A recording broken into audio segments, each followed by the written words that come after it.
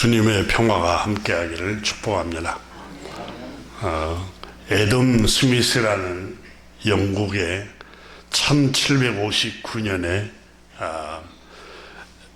글래스고 대학 교수로 활약하면서 유명한 책을 두 권을 썼습니다. 국부론이라는 책과 도덕 감정론이라는 유명한 책을 저술합니다. 이분 책이 서양 고전으로 아주 유명하게 읽혀지고 있습니다.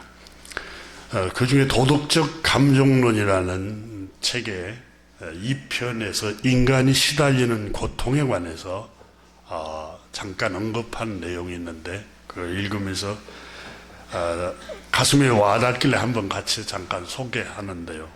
통증만큼 쉽사리 잊혀지는 것도 없다. 그러니까 육체의 그 통증, 상처가 나거나 또 어디 찔리거나 그 고통이 있을 때 이 통증은 상처 부위가 나으면 금방 사라진다는 겁니다.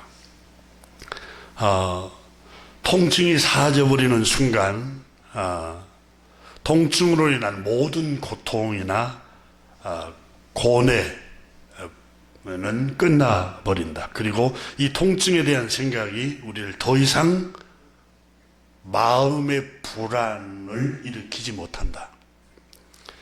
이제 우리 자신은 우리가 이전에 느꼈던 불안과 마음이 시달리고 괴로워하는 고뇌를 느끼지 않는다는 겁니다.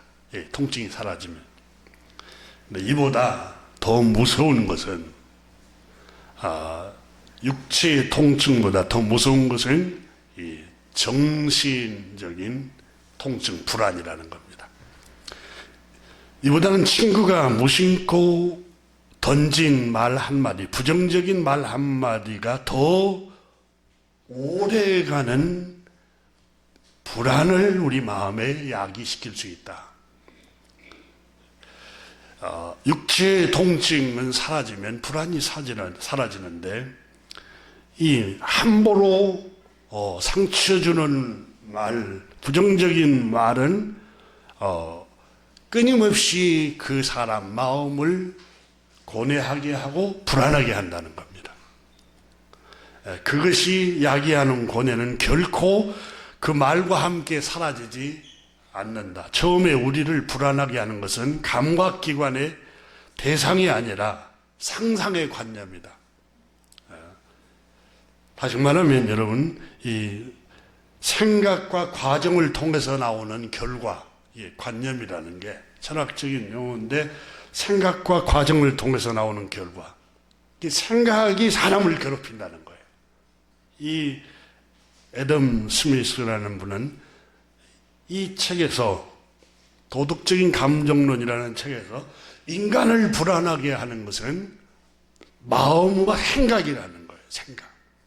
육체의 통증은 그게 나오면 사라져 버리는데 마음에 오는 이 불안, 이 두려움, 이것은 굉장히 인간을 고통스럽게 한다는 겁니다.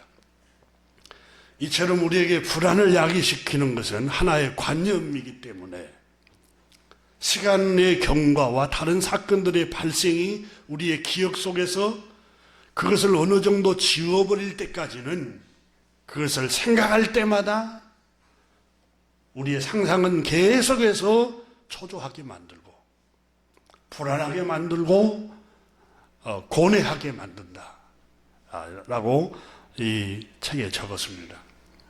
다시 말하면 여러분, 육체적인 고통은 그 통증이 사라지면 고통과 고뇌가 금방 눈 녹듯이 사라진다는 겁니다.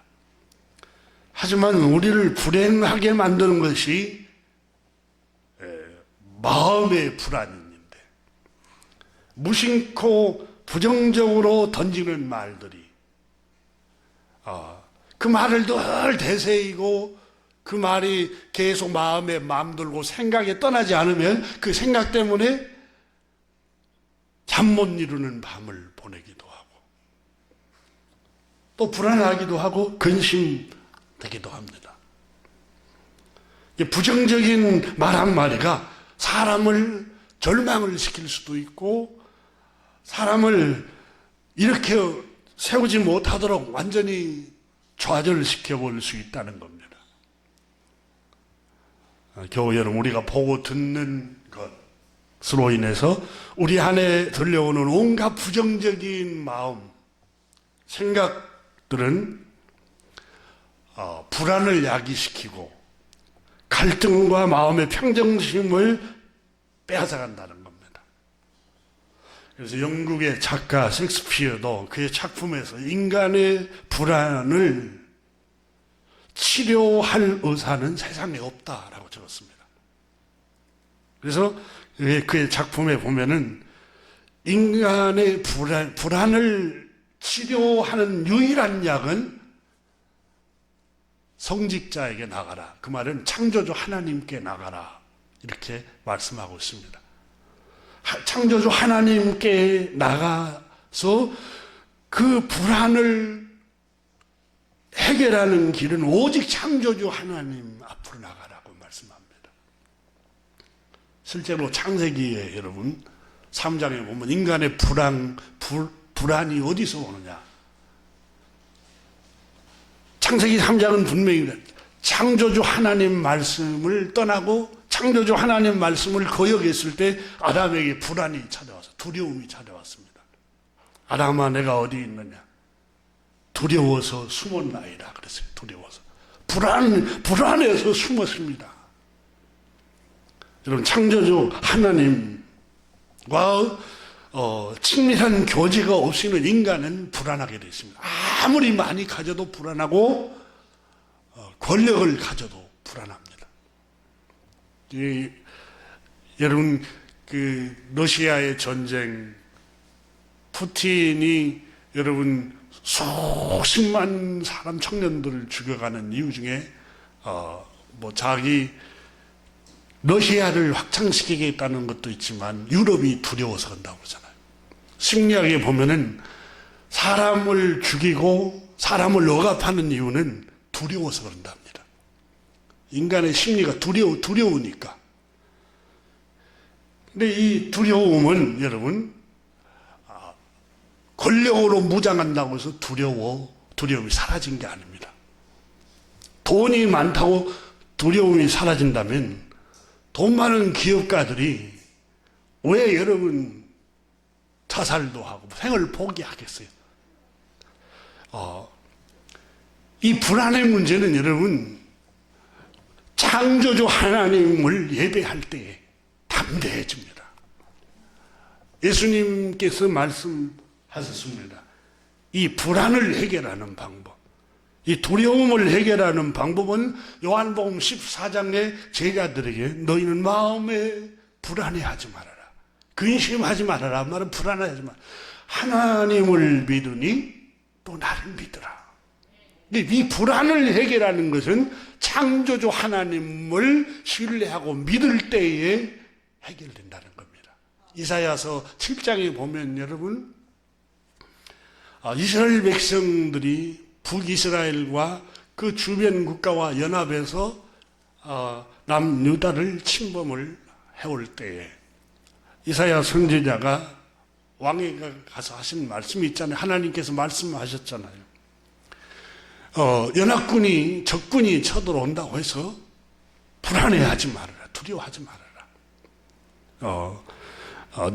그들은 부직갱이 부엌에서 타다 남는 부직갱이 연기에 불과하다. 그게 결국은 연기로 너희들 눈을 아프게 하고 슬프게 할 수 있지만 그게 이 집을 불살르지 못한다. 너희를 이기지 못한다. 그리고 하시는 말씀이 너희가 여호와의 말씀을 믿지 못하면 굳게 서지 못하리라. 이렇게 말씀해요. 그러니까 하나님의 말씀을 믿지 못하면 너희는 실패할 것이다. 이렇게 말씀합니다. 그러니까 하나님의 말씀을 믿을 때에 여러분 이 불안을 이기고 두려움을 이기고 근심을 이기는 겁니다. 여러분 우리 그리스도인들이 대체적으로 여러분 수명을 조사하는 사람들이 그리스도인들 주님을 믿는 사람들이 장수한다고 그러잖아요. 그 이유가 우리가 매 순간순간마다 이 불안의 문제, 근심의 문제를 해결하는 비결을 갖고 있습니다.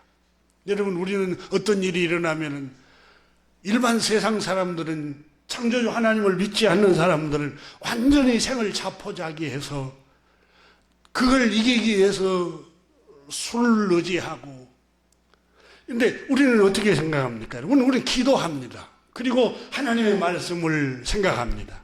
하나님을 사랑하는 자, 그 뜻대로 부르심을 입은 사람들은 모든 것이 다 뒤섞여서 협력을 해서 결국은 복을 가져온다. 이걸 믿기 때문에 그 어려운 일이 있어도 잠깐 슬퍼할 수 있어요. 잠깐 근심할 수 있어요. 잠깐 여러분 낙담할 수 있어요. 그러나 우리 마음속에는 맞아, 모든 것이 협력하여 선을 이룬다고 하나님께서 말씀하셨어. 이 믿음이 있기 때문에 우리가 환난을 이깁니다. 요한복음 16장에는 예수님께서 말씀하셨습니다. 제자들에게, 너희가 세상에서 환난을 당하나 담대하라. 내가 세상을 이기었노라. 여기서 이 세상은 환난하고 동의어입니다. 그러니까 너희가 세상에서 환난을 당하나 담대하라. 내가 세상을 이겼단 말은 환난을 나도 이겨내고 극복해냈다. 주님께서 말씀을 하셨습니다. 우리 그리스도인들은 여러분, 하나님, 우리가 기도할 때 주님 우리에게 아무 일이 없게 해주세요. 아무 일이 없을 수가 없어요. 세상에서 여러분 사는데 이게 속고 속이고 얼마나 살벌한 세상입니까? 이 세상에서 살아가기 위해서는 여러 가지 속기도 하고 상처받기도 하고 환난을 당하기도 하고, 근데 우리는 담대하라고 주님이 말씀하셨어요. 우리가 그걸 다 이겨낼 수 있는 힘이 있다. 이 힘이 뭐냐? 바로 너희의 믿음이니라. 하나님의 말씀을 믿는 믿음입니다. 요한일서 5장 4절 5절에 보면은 무릇 하나님께로서 난 자마다 세상을 이기느니라. 이 하나님께로서 난 자랄 말은 요한일서의 사도 요한이 이렇게 표현했지만 요한복음 3장에 보면은 거듭남. 니고데모가 어머니 뱃속에서 한번 들어갔다가 뱃속에서 나오는 게 첫 번째 태어남이고, 거듭남, 두 번 태어난 걸 거듭남이라고 그래, 한자로. 거듭남, 두 번째, 하나님께로 난 자를 두 번째 태어난다고 그래. 그러니까 하나님께로 난 자, 거듭난 자라야 하나님 나라를 볼 수 있고 하나님 나라에 들어갈 수 있다 그랬어요. 그럼 거듭난 사람이 누구냐? 하나님의 아들 우리 주 예수 그리스도를 믿는 사람이 거듭난 사람이라고 요한일서 5장에 말씀합니다. 우리가 여러분 기도하다가 뭐 손이 뜨겁고 뭐 가슴이 뜨거운 게 거듭난 게 아니라, 요한일서 같이 한번 5장을 한번 보십시오. 하나님께로 거듭난 사람이 누구냐?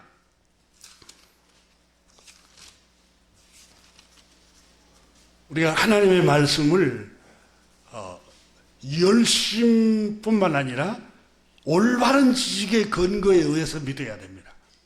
요한일서 5장 1절을 한번 보세요. 예수께서 그리스도이심을, 그리스도라는 말은 주님이라는 말입니다. 그리스라는 말은 그리스말로 주님, 우리말로 주님. 예수께서 주님이심을 믿는 자마다 하나님께로 난 자니, 거듭난 사람이다 그 말이에요. 그러니까 거듭난 사람이 누구예요? 우리가 잘못 기독교를 이해하면 안 됩니다. 신비주의에서 기도하다가 막 뜨겁고 뭐가 가슴이 뜨겁고 눈물이 나, 그게 거듭남이 아니에요. 거듭남은 요한일서 5장 1절에 바울 선생님이 그랬잖아요. 내 동족 이스라엘 백성들이, 나는 내가 그리스도께서 끊어질지라도 그들이 구원받기를 원한다. 그들이 왜 구원을 못 받았냐? 하나님께 열심은, 종교적인 뜨거움과 열심은 있었지만 올바른 지식에 근거를 두지 않았기 때문에 그들이 구원을 못 받았다. 결국 여러분, 우리는 믿음을 뜨겁게 필요합니다. 그러나 우리가 지식에 근거하지 않는 열정은 여러분 위험한 겁니다. 요한일서 5장 1절 다시 한번 읽습니다. 예수께서 그리스도이심을 믿는 자마다 하나님께로부터 난 자니, 하나님께 거듭난 사람은 예수께서 나의 주님, 만물의 주인임을 믿는 사람이 거듭난 사람. 두 번째의 거듭남의 열매가 뭐냐? 또한, 둘째로 그 말입니다.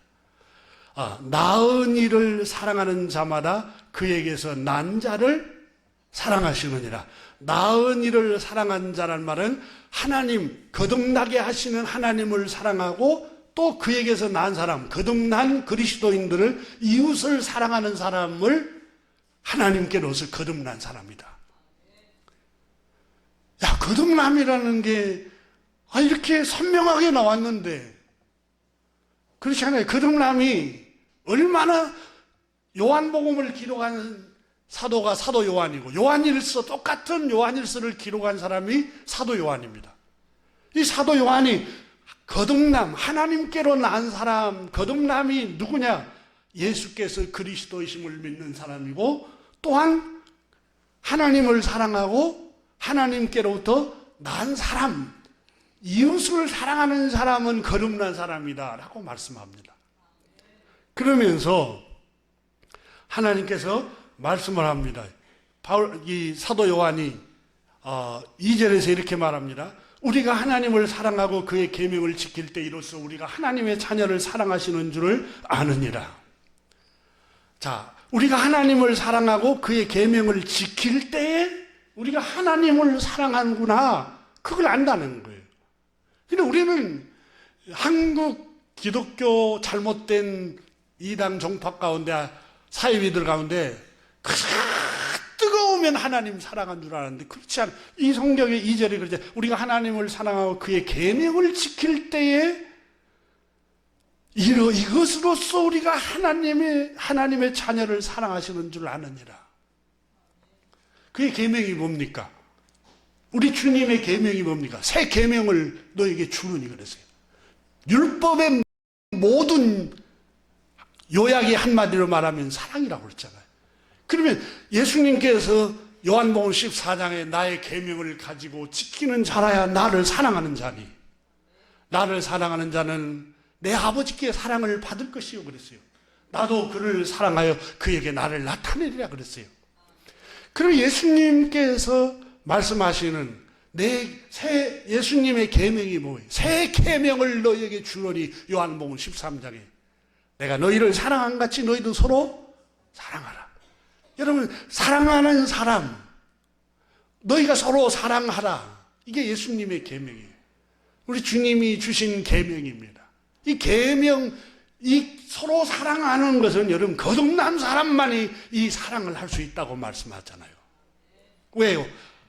하나님이 우리를 너무 사랑해서 그 아들을 아낌없이 이 땅에 보내주셔서 우리를 구속하기 위해서 자기 몸을 십자가에 내어주신 그 사랑을 우리가 보았기 때문에 우리도 그 사랑을 할 수 있다는 거예요. 그러면서 자, 다시 요한일서 5장 4절을 한번 보세요. 무릇 하나님께로부터 난 자마다 세상을 이기느니라. 놀라운 말씀이죠. 여기서 거듭난 사람, 여기서 하나님께로 난 자라는 말은 여러분, 우리가 무슨 손이 뜨겁고 가슴이 뜨겁고 이런 게 아니라 하나님께 난 자는 아까 열거했죠. 첫째는 예수 그리스도께서 나의 주님이심을 믿는 사람, 그리고 하나님을 사랑하고 이웃을 사랑하는 사람, 이 거듭난 사람, 이렇게 하나님께로서 거듭나고 하나님께로 난 자는 세상을 이길 수 있는데, 세상이 뭐라 했어요? 환난이라고 그랬지 아까. 환난은 여러 가지 있어요. 슬픔도 있고 질병도 있고 실패도 있고 아픔도 있고 가족적인 이별도 있고 여러 환난이 우리에게 있어요. 이 환난을 무릇 하나님께로 난 자만은 이 환난을 능히 극복해낼 수 있느니라, 그 말입니다. 능히 이길 수 있다는 거예요. 너 끝났어. 너 이제 안 돼. 너 환경을 봐. 그리고 너가 가진 게 뭐가 있어? 너 형편을 봐봐. 점점 나이도 들어가고 너 주변에 누가 있어?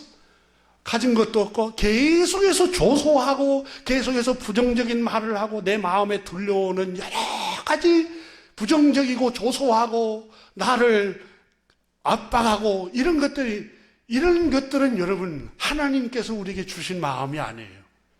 너 세상 하나님께로서 거듭났어. 너는 거듭난 자야. 예수님을 나의 주님으로 믿고 있잖아. 너 거듭난 사람들은 세상을 능히 이길 수 있다. 주님이 말씀하시잖아요. 이 말씀을 믿는 사람, 이 말씀을 믿는 사람이 이기는데 4절에 보세요. 무릇 하나님께로 난 자마다 세상을 이기느니라. 세상을 이기는 승리는 이것이니 우리의 믿음이니라. 할렐루야. 믿음이 이기네. 믿음이 이기네. 주 예수를 믿는 믿음이 온 세상 이기네. 여러분, 우리 안에는, 우리에게는 여러 가지 환난이 물밀처럼 닥쳐옵니다. 실직의 문제, 질병의 문제, 또 우리 안에 자녀의 문제, 다양한 여러분 어려운 일들이 우리 안에서 일어나고 있어요. 근데 이 환난을 거듭난 우리는 이길 수 있다는 거예요. 얼마나 감사한지 모르겠어요. 우리를 불안하게 하는 거, 우리 마음의 근심, 염려는 여러분, 마침내는 이런 모든 것들이 여러분, 이걸 이겨낼 수 있는데, 하나님께서 말씀하신 근심과 불안도 여러분, 하나님은 선용하십니다.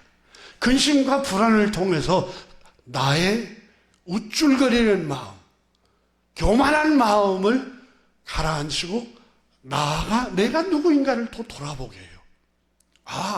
여러 가지 환난이 오면은 그 환난을 통해서 또 내가 누구인가를 돌아보고 나의 작음을 알게 되고 하나님의 높으심을 알게 되고 얼마나 하나님의 은혜를 내가 구해야 할 사람인 줄을 또 내가 나의 작음을 알아가게 되는 귀한 하나님의 사랑으로 그렇게 작용한다는 겁니다. 이방인들은 주님을 믿음이 없는 사람들은 그것이 왔기 때문에 이제 끝났어. 절망이야. 실패야. 일어설 수 없어. 이러지만 우리는 여러분 그 절망, 그 슬픔, 그 아픔을 통해서 오히려 나를 보게 되고 또 하나님의 크심을 알게 하는 것입니다. 부정적으로 이 애덤 스미스라는 분이 도덕적인 감정론에서 언급한 것처럼 인간을 불행하고 인간을 고통스럽게 만드는 것이 마음의 생각, 마음의 불안이라고 그랬어요. 이 불안을 이기는 방법은 이분도 그 책에 해결책이 제시하지 못했어요. 하나님의 말씀만이 이걸 이길 수 있다고 말씀합니다. 하나님의 말씀을 믿는 믿음이 이걸 이길 수 있습니다. 말씀을 믿는 믿음이 이기는 거예요. 그러므로 우리는 믿음의 말을 해야 됩니다. 여러분, 가족들에게, 여러분 가까이에서 관계를 맺고 있는 가족, 또 직장 동료, 친구, 형제, 자매들 자꾸 만나면 믿음의 말을 해야 돼. 믿음의 말을. 왜냐하면 믿음의 말이 그를 살리는 말이기 때문에 그렇습니다. 우리 속담에도 말 한마디가 천냥빚을 갚는다 그랬어요. 여러분, 그 말로서 사람을 얼마든지 흐뭇하게 하고 위안을 주고 용기를 줄 수 있잖아요.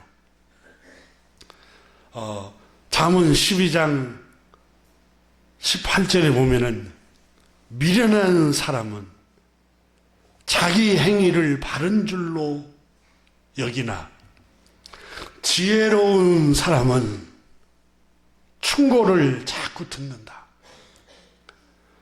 그러니까 듣지 않는다는 것은 여러분 자기 생각이 옳다고 고집한다는 거예요. 자기 생각이 옳다고 고집하는 걸 성경에 미련하고 우둔한 사람이다.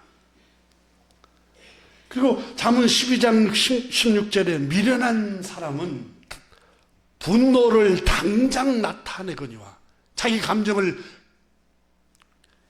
이게 혈기를 그대로 나타내는 게 미련하다는 거예요. 슬기로운 사람은 수욕, 무시당하고 업신여김 당하고 모욕당하고 이웃이 존중하지 않는 것을 참아내는 사람이 슬기로운 사람이다.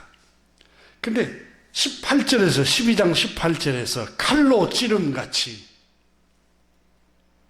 깊이 생각하지 않고 내가 이 말을 함으로써 결과가 어떻게 될 것이라는 걸 생각하지 않고 그냥 감정에 자기 감정대로 함부로 말하는 자가 있거니와 칼로 찌른 것처럼 칼로 찌른다는 말은 피를 나게 하고 아프게 하고 상처나게 하고 고통스럽게 한다는 거예요. 이게 말 한마디가 집에 가서도 잠잘 때도 거의 그때 그 사람이 부정적으로 한 말이 생각이 나서 잠을 못 이룰 때가 있잖아요. 그런데 이렇게 칼로 찌름같이 함부로 말하는 미련한 사람이 있다. 아주 미련한 사람이라는 거예요. 그러나 지혜로운 사람의 혀는 양약과 같으니라. 양약이 뭐예요? 치료, 상처를 아물게 하는 거예요. 양약은 여러분 상처를 칼로 찌른 상처를 아물게 하는 게 상처가 덧나지 않고 아물게 하는 게 지혜로운 사람의 혀다. 여러분 한 주간 동안 여러분 지혜로운 말로 사람을 치료하는 사람 되세요. 가정을 치료하고. 표준 세번역에는 18절을 이렇게 번역합니다. 함부로 말하는 사람의 말은 비수 같아도 지혜로운 사람의 말은 아픈 곳을 낫게 하는 약이다. 이렇게 말씀을 하였습니다. 잠언 18장의 6절에는 미련한 자의 말, 입은 갈등을 일으키고 다툼을 일으킨다면 그 사람 말 한마디 때문에 집에 와서 마음이 다 갈등이 막 일어나요. 분노가 일어나고 미움이 일어나고 그 절망적이고 우울하고 비관적인 마음이 갈등이 막 일어나게 하는 말을 하면 안 돼요. 그래서 그 입은 그와 같은 입은 매를 자청한다. 그 말은 여러분 매는 두들겨 맞는 걸 말하잖아요. 그러니까 미련한 사람의 입술은 다툼을 일으킨다는 거예요. 그래서 14절에 잠언 18장 14절에 사람의 심령은 마음은 그의 병을 능히 이기려니와 심령이 상하면 마음이 상하면 그것을 누가 일으키겠느냐. 마음의 상처를 받으면 그걸 어떻게 할 수 있겠느냐. 마음의 상처를 누가 치료할 수 있겠느냐. 그러므로 마음의 심령을 상하게 하는 말이 뭐냐? 시편의 42편 10절에 보면은 심령을 상하게 하는 말은 비방하는 말입니다. 그리고 멸시하고 자꾸 그 사람에 대해서 비방하고 수군거리는 말, 조롱하는 말이 그 사람 마음을 상하게 합니다. 잠언 42편 10절에 다윗이 이렇게 고백했습니다. 내 뼈를 찌르는 칼같이 내 대적이 나를 비방하여 늘 내게 말하기를. 그러니까 자기 대적이 자기 뼈를 찌르는 칼처럼 상처를 내는 것이 나를 늘 비방하는 말을 합니다. 내 하나님이 어디 있느냐? 그때 여러분 다윗은 어떻게 그 문제를 이겨낼 수 있을까요? 시편 42편 11절에 복음을 자기 영혼에게 말씀을 전합니다. 내 영혼아, 내가 어찌하여 그 말 때문에 낙심하여 어찌하여 내 속에서 불안해하는가? 너는 하나님을 바라봐라. 하나님의 말씀을 붙들어라. 그런 부정적인 말, 너를 비방하고 조소하는 말을 왜 되새김질하느냐? 하나님의 말씀을 되새김질해라. 그리고 하나님의 말씀을 붙들어라.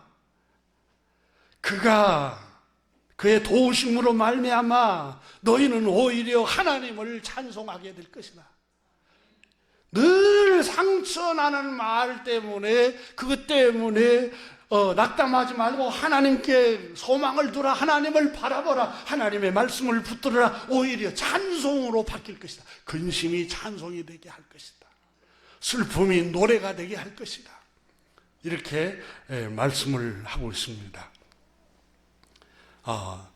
그래서 신약 성경에도 야고보서 3장 14절에 16절까지 보면 너희 마음속에 독한 시기심과 다툼이 있으면 자랑하지 말라. 말하지 말라는 거예요. 자랑하지 말란 말은 이게 더 원문에 가깝게 말을 하지 말라. 시기심이 있고 미움, 갈등, 다툼이 있을 때 말을 하면 어떤 말이 나올까? 좋은 말이 나올까요? 아니겠잖아요. 늘 비방하는 말, 시기가 나니까.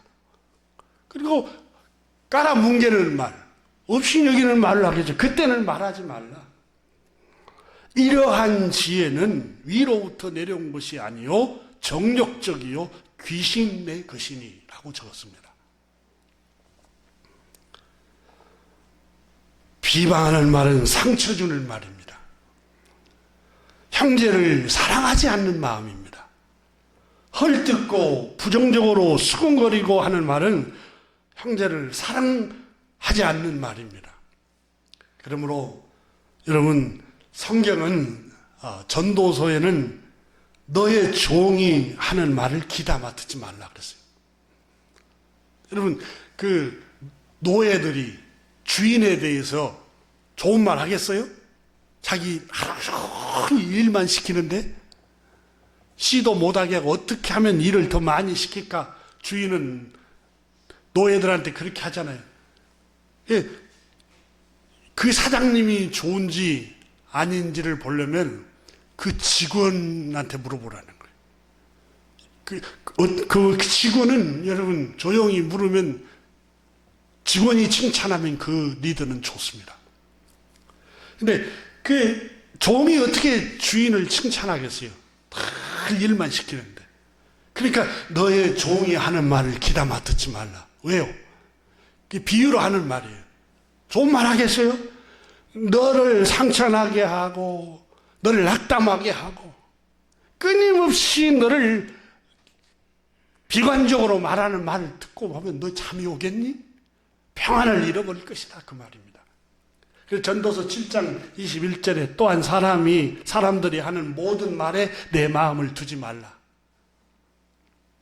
그러니까 사람들이 하는 모든 말에 내 마음에 두지 말라. 그리하면 내 종이 너를 저주하는 것을 듣지 아니하리라. 이 미련한 리더일수록 그 사람이 나에 대해서 뭐라고 했는지 알려줘. 아주 미련한 사람입니다. 지혜롭지 못해요. 우리 속담에 이제 모르는 게 약이라고. 네. 며느리가 시어머니에 대해서 무슨 말을 했는가 들을 필요 없어요. 아니 물론 여론은 들어서 내가 행위는 고쳐가야지만 비판하는 말을 들을 필요 없어요. 제가 목회하면서도 그럽니다. 그때 저에 대해서 혹시 비방하는 말 전해주지 말라고. 그냥 여러분들이 아는 걸로 끝나라고. 그거 신경 쓰면 여러분 어떻게 목회를 다 하겠어요? 할 수 없죠. 물론 잘못된 행실은 고쳐가야죠. 그런데 늘 수근거리고 부정적으로 말하면은 여러분 직장 생활도 마찬가지, 여러분 가정 생활도 마찬가지고 어디서든지 여러분 시기와 미움과 악한 세상이기 때문에 끊임없이 미워하고 시기하고 수근거리고 부정적인 말을 합니다. 거기에 성경은 하나님의 말씀은 내 마음을 거기에 두지 말아라. 내 종이 너를 저주하는 것을 듣지 말라는 거예요. 그래서 성경은 여러분 이 부정적인 내 안의 마음속에 들려오는 소리를 잠재울 수 있는 것이 세상을 이기는 이기면 이것이 우리의 믿음, 하나님의 말씀을 믿는 믿음이에요. 그러니까 끊임없이 여러분, 그래서 이 마음에 일어나는 이런 가라지들, 이걸 이기는 게 시편 1편 오직 여호와의 율법을 즐거워하여 그 율법을 주야로 너의 묵상해라. 그 말은 주야로 너의 마음판에 하나님의 생명의 씨앗을 뿌리라는 거예요. 마태복음에 보면은 제자들이 예수님 비유로 들어서 말씀하시잖아요. 밭에 생명의 씨앗을 뿌려서 하나님 말씀을 뿌렸는데 밭에 가보니까 가라지가 쑥쑥 자라나가고 있어요. 그러니까 아니 주인님 씨를 생명의 씨앗을 뿌렸는데 밭에 가니까 가라지가 올라와 있습니다. 그때 주인이 말하기를 잠잘 때 악한 자가 와서 가라지를 뿌려놓고 갔구나 그랬어요. 우리는 가만히 있어도 악한 생각이 올라와요. 악한 가라지 씨앗이 막 올라와요.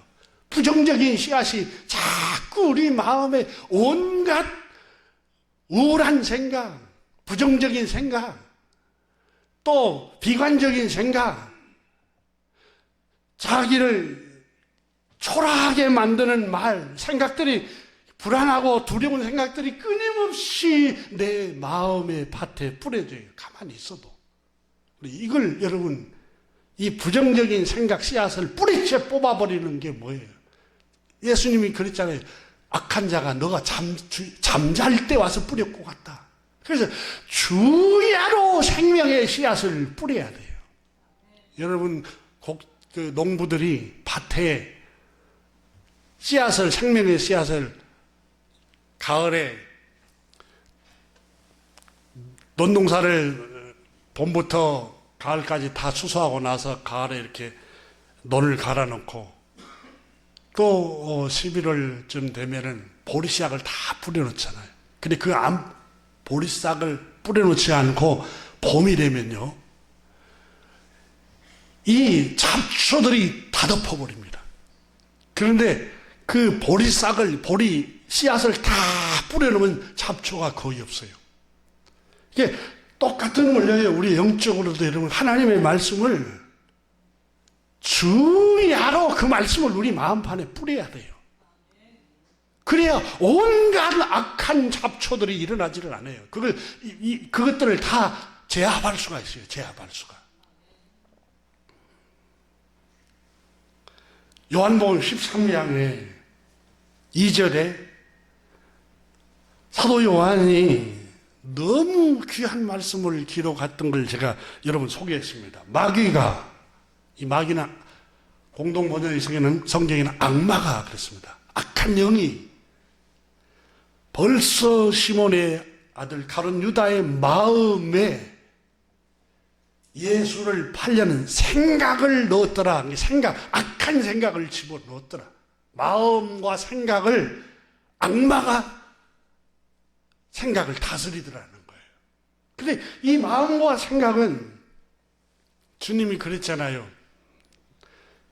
바울 선생이 고린도전 3장에서 너희 몸이 하나님의 성전인 것과 하나님의 성령이 계시는 전인 줄 알지 못하느냐. 조금 전에 우리가 불렀던 찬양처럼 주 예수 내 마음에 오심. 우리 마음에 예수님이 주인이 돼야 돼요. 근데 우리 마음, 악마가 벌써 가룟 유다, 예수님의 제자의 제자.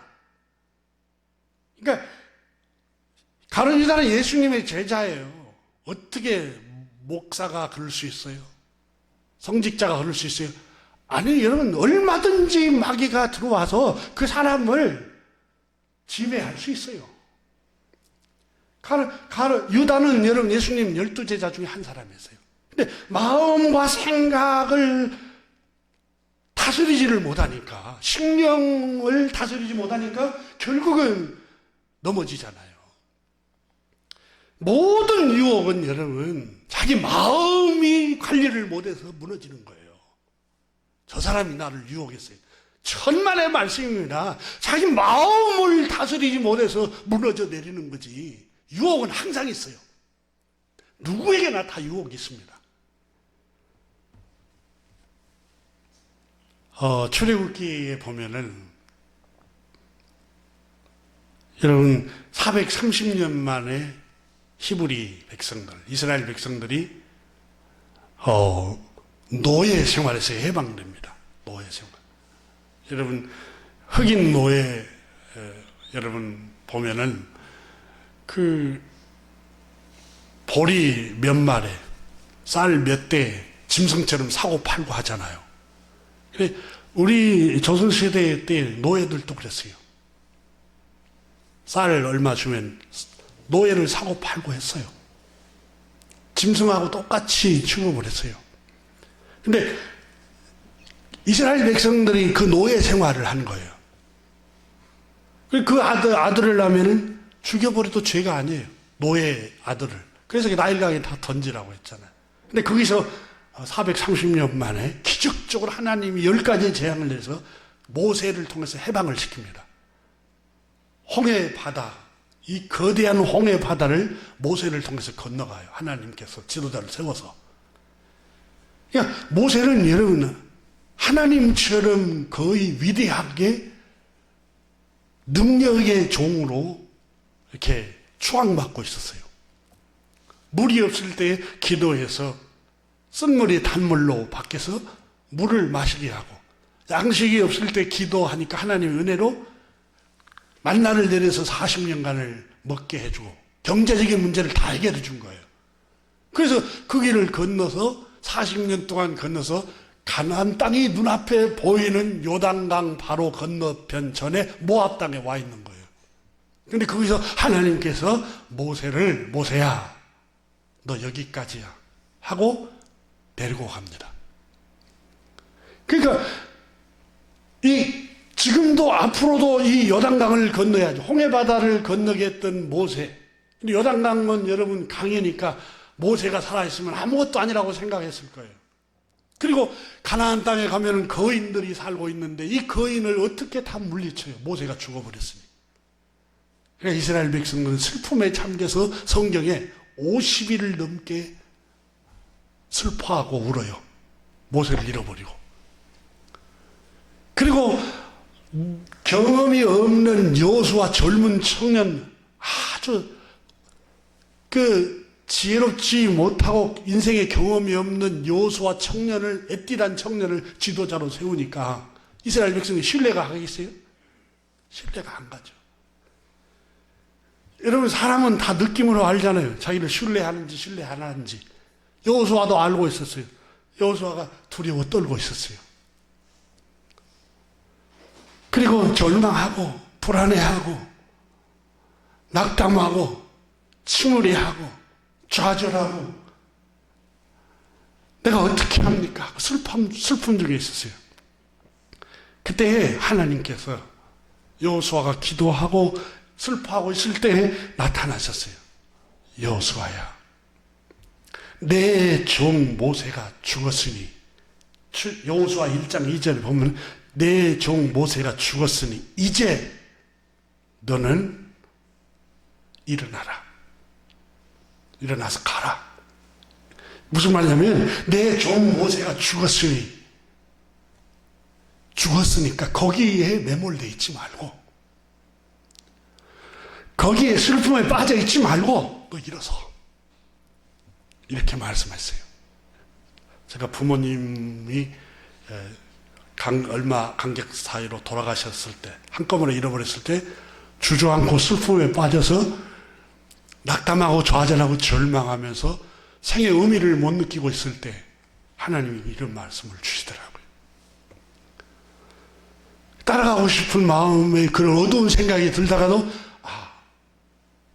하나님께서 이미 죽었으니, 하나님 나 갔으니 너 일어나. 너 남아있는 가족 있잖아. 하늘에 소망이 있잖아. 하늘에 소망이 있잖아. 근데 어째서 너 이미 지나간 것을 생각하면서 늘 불안해하고 우울하고 비관적으로 살아가느냐. 일어나.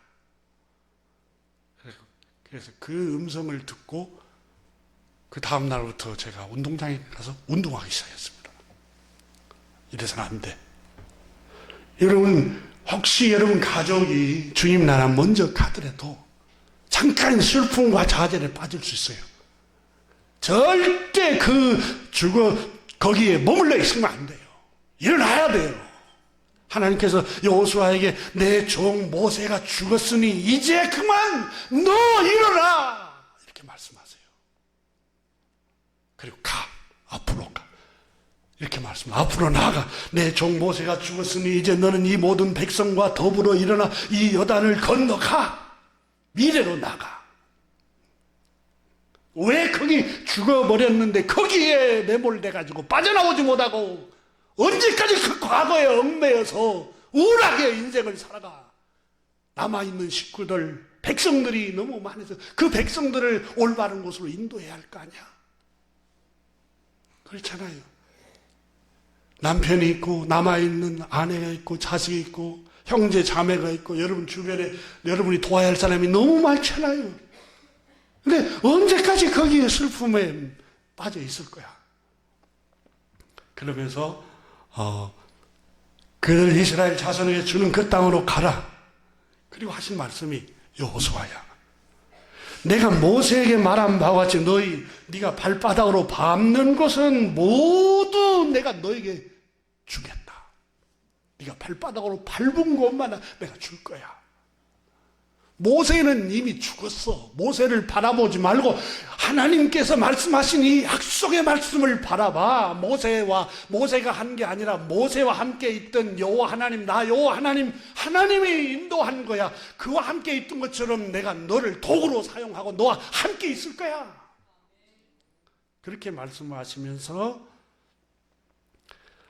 이 광야, 이 레바논에부터 큰 강 곧 유브라데강까지 헷 족소 온 땅과 해 지는 쪽 배까지 너희의 영토가 되리라. 여호수아 1장 5절에 여호수아야, 너의 평생에 너를 능히 대적할 자가 없으리니. 평생에 너를 이길 자가 없어. 너를 무너뜨리고 너를 비관적으로 완전히 좌절하게 하는 그 대적이 아무리 큰 환난이 있어도 그것이 너를 굴복시킬 수 없어. 왜? 내가 너와 함께 있어. 이렇게 말씀합니다. 그리고 내가 모세와 함께 있던 같이 너와 함께 있을 것이야. 내가 너를 떠나지 아니하며 결코 버리지 않을 거야. 이제 두고 봐. 내가 너를 떠나지 않아. 그러므로 너는 강하고 담대하라. 강하고 담대하라. 정말 강하고 담대. 하나님이 너와 함께 있을 거야. 이 믿음이 젊은 청년 여호수아를 강하게 만든 거예요. 어떤 여호수아를 호위하고 있는 전차부대가 있어서 강해진 게 아니에요. 눈에 보이는 환경, 권력, 돈 이런 것이 있어서 여호수아가 담대한 게 아니에요. 다윗을 보세요. 물맷돌로 칼과 창도 들지 않았는데도, 여러분 골리앗에게 너는 칼과 단창으로 내게 나오오냐, 나는 여호와 하나님을 의지함으로 여호와 하나님, 만군의 하나님을 그 이름으로 너에게 나가노라. 천만인이 나를 둘러 진칠지라도 여호와는 나의 빛이요 여호와는 나의 생명의 능력이니 내가 누구를 무서워하리요. 내가 자고 깨어있으니 여호와께서 나를 붙드시미로다. 하나님이 나를 붙드시니까 담대하잖아요. 환경이 문제가 아니에요. 심령이 하나님이 강하게 하는 하나님의 말씀으로 담대할 때 여러분 이 세상을 이길 수가 있는 것입니다. 오늘 성경에 8절에 위로의 은사가 나옵니다. 구제, 다스림, 긍휼의 은사가 나옵니다. 제가 오늘 아침에 위로하는 은사만 잠깐 다룰까 합니다. 은혜를 나누려고 합니다. 이 위로라는 말은 여러분 따뜻한 말, 따뜻한 행동으로 괴로움을 덜어주거나 슬픔을 달래줌이라고 국어사전에 번역을 했어요. 따뜻한 말, 용기를 주는 말. 성령님이, 보혜사 성령님은 파라클레토스라고 합니다. 성령의 은사, 그게 첫 번째 그 단어의 뜻이 위로자, 위로, 인도자, 상담자, 용기를 주는 분, 치료자라는 뜻이에요. 그러니까 위로하는 분이에요. 위로하는 분.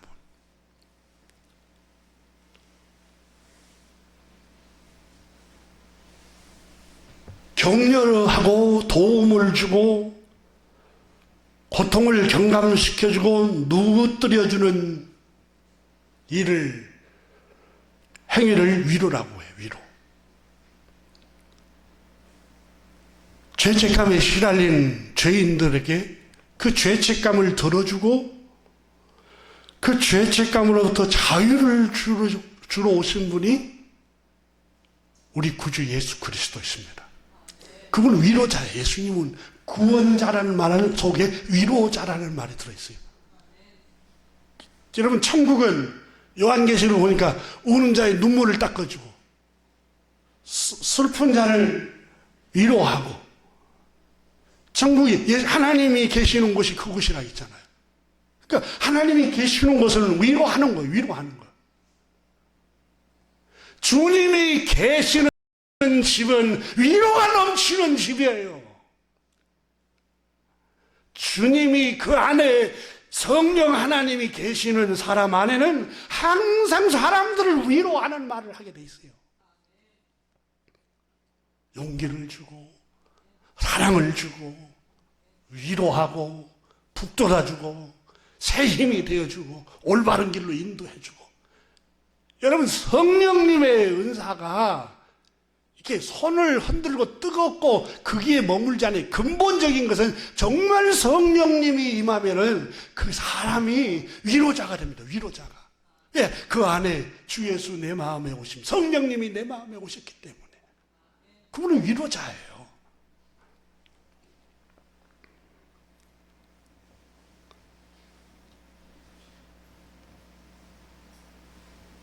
여러분, 위로처럼 치유하는 능력이 또 없습니다. 사람이 고독하고 외롭고 혼자면 뇌 세포가 빨리 죽어서 단명한다고 그러잖아요. 근데 누군가가 위로자가 옆에 있어요. 남편이 있고 아내가 있고 자식이 있고 부모가 있고 손자 손녀가 있고, 이게 말 한마디 이게 위로가 되는 거예요. 여러분, 우리 속담에 조선시대 때부터 내려오는 얘기 있잖아요. 집안에는 빨래 다듬는 소리하고 아기 울음소리가 들려야 행복한 가정이고 사람 사는 맛이다. 여러분, 혼자 밥 먹을 때 얼마나 맛이 없어요. 둘이 먹을 때는 조금 맛이 더 나고, 명절이 돼서 여러분 자녀들이 와서 북적북적 하면서 같이 수고스럽지만 밥을 같이 나누고 이렇게 하면 얼마나 즐겁습니까? 그렇잖아요. 세상에, 그래서 오직에서는 창세기 2장 3장에 보면 하나님이 외로워하는 걸 못 보시고 하와를 아담에게 붙여주시고 가정을 주시잖아요. 가정은 여러분 위로의 집입니다. 가정에서 위로의 집으로 만들지 못하면 아버지 자격이 없고 어머니 자격이 없어요. 가정은 위로의 집이에요. 위로의 집. 다 세상에서 상처 주고 버림받아도 집에 들어오면 위로가 돼야 돼요. 사랑하는 남편한테 위로하는 말을, 여보 얼마나 힘들었냐고, 직장생활 고생했다고, 어제 했는데 왜 또 해? 그러지 않고 항상 위로해야 돼. 위로해. 오늘 집안 살림 하느라고 고생했다. 서로 위로를 해야 돼요. 말 한마디가 여러분 얼마나 사람을 용기 있게 만들고 위로하는 힘을 주는가 몰라요.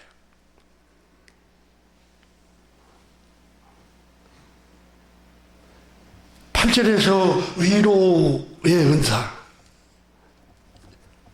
하나님께서 혹 위로하는 자면 위로하는 일로 이런 은사를 주신 것은 서로 사랑하기 위해서 이 은사를 주셨다는 겁니다.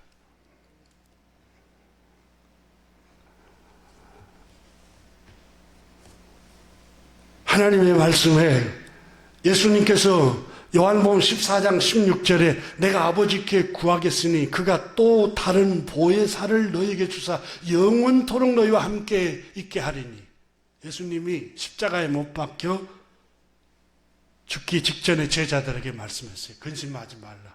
요한복음 14장에 하나님을 믿으니 또 내 아버지를 믿으라. 내 아버지 집에 천국이 거할 것이 많도다.